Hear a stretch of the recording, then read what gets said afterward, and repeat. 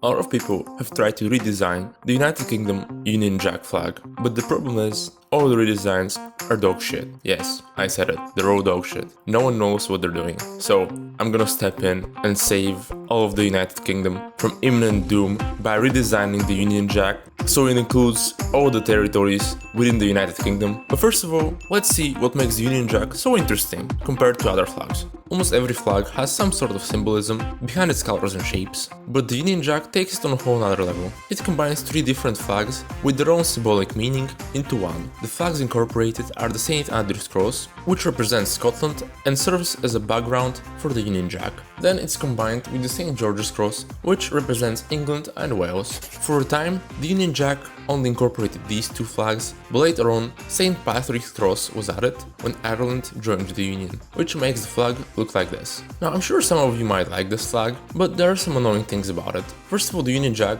actually has two versions, but they only differ in their ratios, one of them being the 3:5 ratio and the other one the 1:2 ratio. You can see the 1:2 ratio is unusually long, which makes things more annoying, and also something that really bugs me is that the St. Patrick's Cross is misaligned from the St. Andrew's Cross, which I personally believe that in a symmetric flag like this is a total mistake. And probably the most annoying thing about the flag is the fact that it has become increasingly irrelevant in the modern world. The Union Jack puts Wales under the traditionally English St. George's Cross, which I think is pretty uncool, since the Welsh language and culture is really unique and cool, and they deserve to be represented in the flag of the union they're part of. Also, there is a part of the flag that represents the whole of Ireland, even though the United Kingdom only incorporates Northern Ireland. This should be changed, because this design choice basically claims that the whole of Ireland should be a part of the United Kingdom. And now that we've established why the Union Jack might need a redesign, let's see why most UK flag redesigns don't work.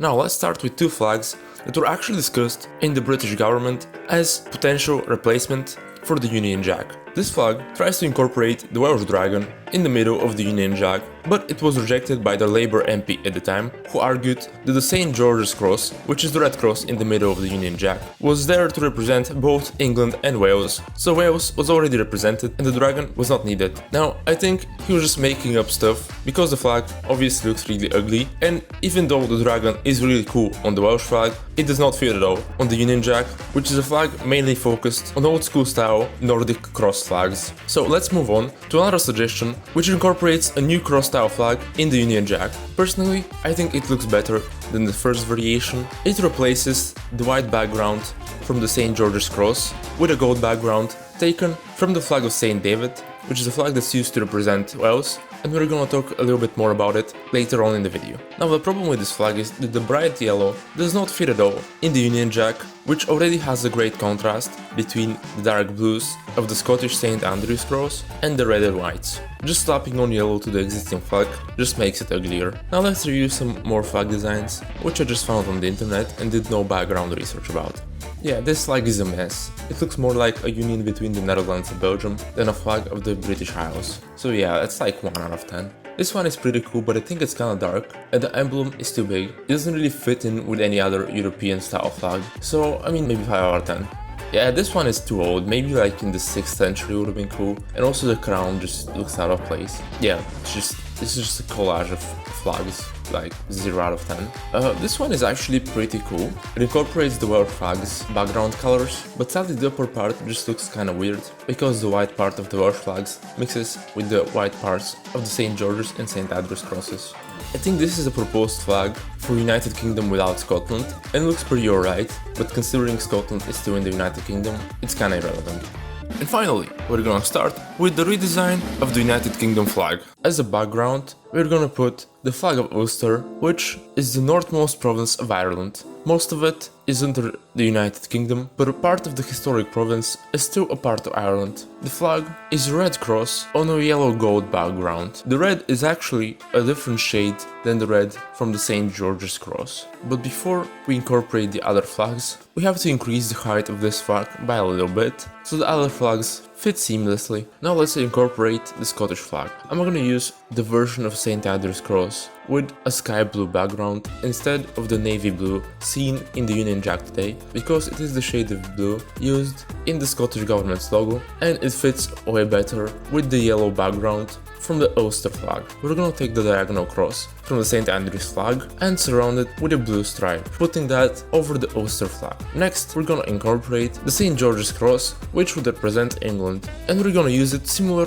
to how it's used in the Union Jack, with the only difference that the white background would go behind the Scottish cross and the red cross is gonna go over the Scottish flag, making it look like this. I don't think I forgot about Wales. For Wales, I'm not gonna use the most common flag with the red dragon on a white and green background, because the dragon would not fit in this design, and if we try to put white and green on the flag, it will become way too colorful and look like a circus. So we're gonna use the flag of Saint David, which is the second most common flag used to represent Wales. It actually originated in the 20th century, so it's way newer than the flag with the dragon. Now this flag can be incorporated in a couple of different ways. You can see the first way is putting the yellow cross behind the red St. George's cross and surrounding it with a black border. But if you want the Welsh flag to stand out a little bit more, you can put it on the foreground with a smaller yellow cross surrounded by a smaller black background. And one of my favorite ways to incorporate it is by replacing the white background from the St. George's cross with a black one. I like this one because it actually combines the Ulster flag with the Welsh flag to represent the inverted Welsh flag, which is also used by Wales.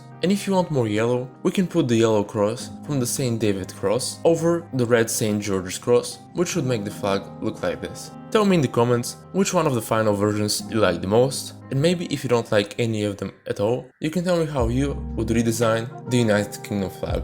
But overall, I'm really happy with the redesign I came up with. I think it's way more upbeat than the Union Jack of today. It also keeps the spirit of the flag, and the way the flags are combined doesn't differentiate too much from how the Union Jack does it, by only adding flags on top of each other, and by not incorporating any other symbols or coats of arms in the flag. And it also represents more people than the flag we have today. I actually designed this flag 2 or more years ago, but since I started the YouTube channel recently, I decided to make a video reviewing it. If you wanna see some of my other content, you can click on this video and watch me and other YouTubers rank dictators, or if you're into old history, you can click on this video which explores the possibility of an alliance between Poland and Germany. Thank you for watching, and bye for now.